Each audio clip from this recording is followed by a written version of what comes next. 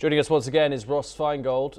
Ross, how big of a development is this, and it comes out more favourably in this deal between Taipei and Washington? This is a hugely significant development for many stakeholders. So it's a huge development for the government of Taiwan because, frankly, they've been under some pressure to reach a deal, not just pressure from the United States, but pressure from Taiwan exporters who were facing 20% tariffs when Japan and South Korea had already reached a deal and had lower tariffs. So a lot of people here in Taiwan were asking, why is it taking so long for the Taiwan government to reach a deal with the United States when other key trading partners have already reached a deal? It's a huge deal for the Taiwan semiconductor industry for a variety of reasons, but most obviously is they're going to have to make more investments in the United States. And of course, it's a great deal for the Trump administration. You know, the Trump administration could rightly take credit for bringing in huge amounts of investment in manufacturing, and not just old-fashioned manufacturing, but manufacturing some of the latest and greatest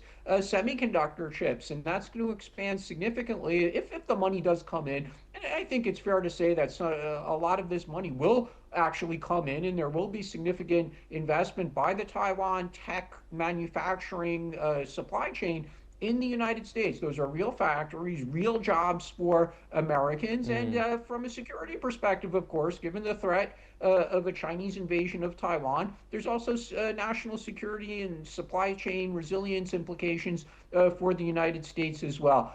So this is a big deal for a lot of various stakeholders. And Ross, of course, when it comes to these negotiations, Taiwan certainly does have a bargaining chip, and that is, of course, it's a very powerful semiconductor industry. What more can you tell us about that? Taiwan makes, some estimates say, over 90% of the most advanced chips. It has a large market share for some of the legacy chips as well.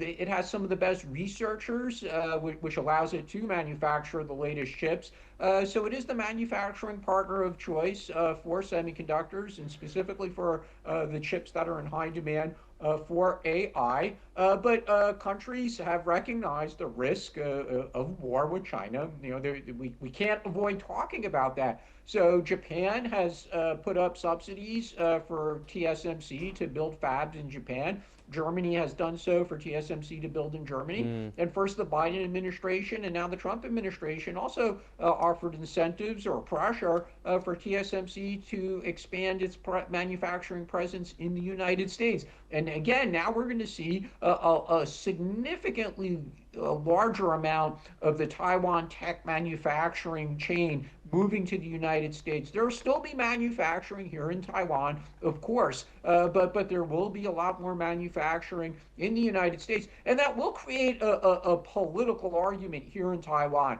because the opposition politicians will certainly say that the government of Taiwan has made a deal that will make Taiwan less important because there will be more manufacturing taking place in the United States, and thus the relevance of Taiwan will decrease. Whether or not that's true actually remains to be seen, because, like I said, a significant amount of manufacturing will, of course, still occur here in Taiwan.